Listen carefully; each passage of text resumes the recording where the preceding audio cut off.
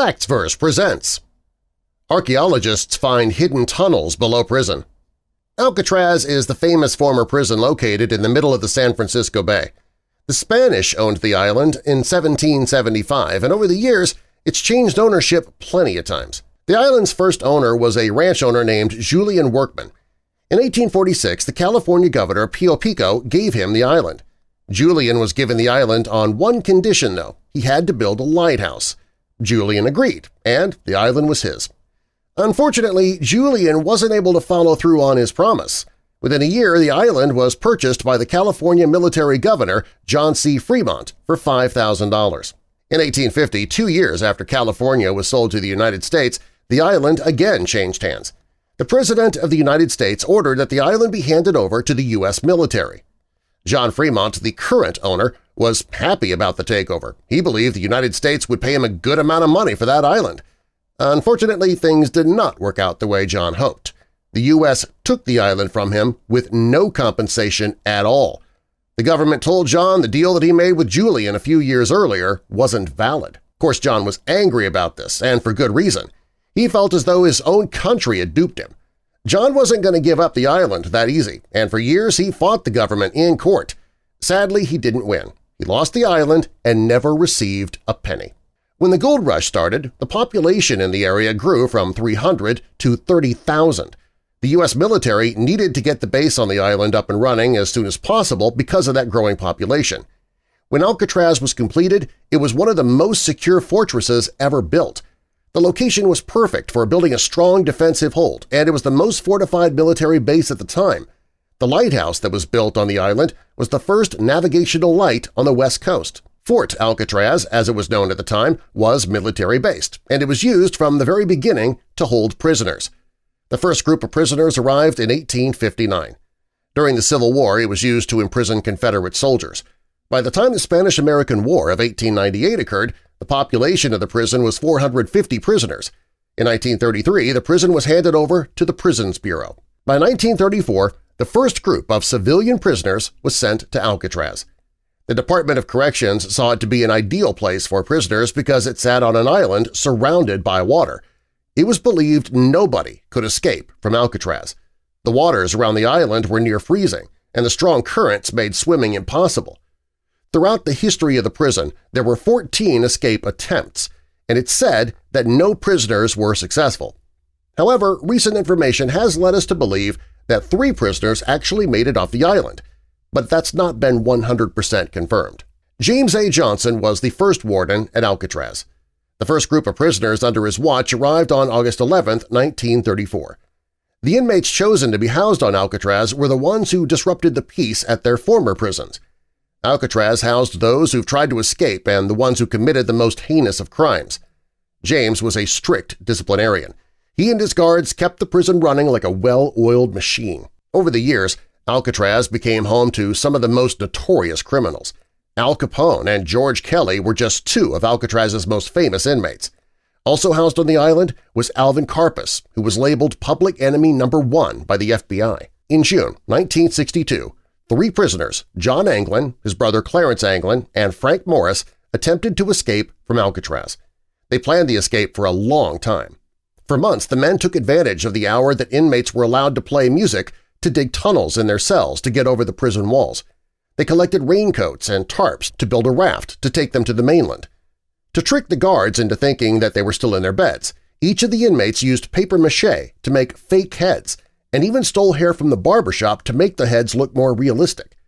The men made it out of the prison walls and to the San Francisco Bay. There was a 4th man, but unfortunately his tunnel wasn't large enough and he couldn't fit through. He continued tunneling through the night, and by the time he reached the shore outside the prison, his fellow escapees were already gone. He was captured and offered to tell the authorities what they had planned in exchange for immunity in trying to escape. He told his story, but the authorities weren't sure whether or not the man was telling the truth. The men who escaped never turned up, so the authorities believed they had died in the waters. It wasn't until 2016 that people thought the men actually had survived. The Anglin family found out that the police received a letter that was said to be from John.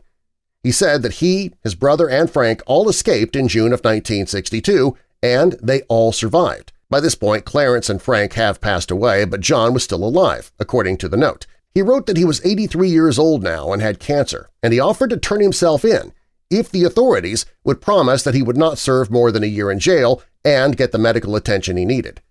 John wrote that he and his fellow escapees had survived and started a new life in Brazil. He included a picture of them as proof. It was later discovered that Anglin's family also had a copy of that photograph. When forensic experts compared the men's mugshots with the photo, they said it was very likely that the men in the picture were the escapees.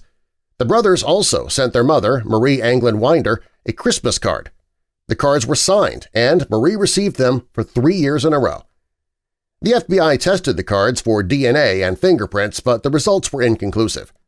When bones were found on Alcatraz, they were tested for DNA matching the escapees, but it wasn't them. All of this might be proof that 3 inmates actually escaped from Alcatraz and managed to start new lives. Well, over the years, people have tried to determine whether or not a successful escape from Alcatraz would even be possible. In 2003, the TV show Mythbusters attempted to reenact the escape using the same materials that the escapees had access to at the time. The production team built a raft similar to what the escapees built, and they concluded that it would be possible to reach the shore of San Francisco. In 2014, a group of researchers from Delft University conducted another experiment to determine if an escape was possible. They used technology to analyze the currents during the time the men left. The study concluded that the currents would have been in their favor if they left around midnight. If the men left hours before or after midnight, the current would have been too strong. Since it's likely the men did leave at midnight, there's a good chance that they made it, and that letter from John Anglin is real. The escape may actually have occurred, and Anglin might be alive, right now, dying of cancer. Alcatraz was shut down March 21, 1963. Today, it's a significant tourist attraction. You can take the Alcatraz cruise ship to the prison and take a guided tour. When the prisoners were gone and the tourists were pouring in, archaeologists from Binghamton University were also interested in the prison. They wanted to see what was underneath the former prison. Because Alcatraz was a popular tourist attraction, the archaeologists weren't allowed to excavate. The team, led by Timothy DeSmet, instead used advanced laser technology to help them see what lay beneath the prison. This would let them get a good look without causing any damage to the site. Thanks to this technology, the archaeologists discovered structures from Alcatraz's military days.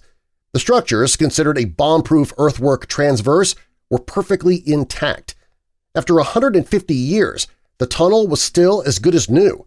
The ventilation shafts kept the oxygen flowing within the closed-off structure. Timothy assumed that he'd find remnants of some old structure there, but he never expected them to be completely intact. They found hidden tunnels below Alcatraz, just part of the historical value of that island. The stories behind the island are incredible, which is why it remains such a popular tourist attraction and historical site even today. Subscribe for more.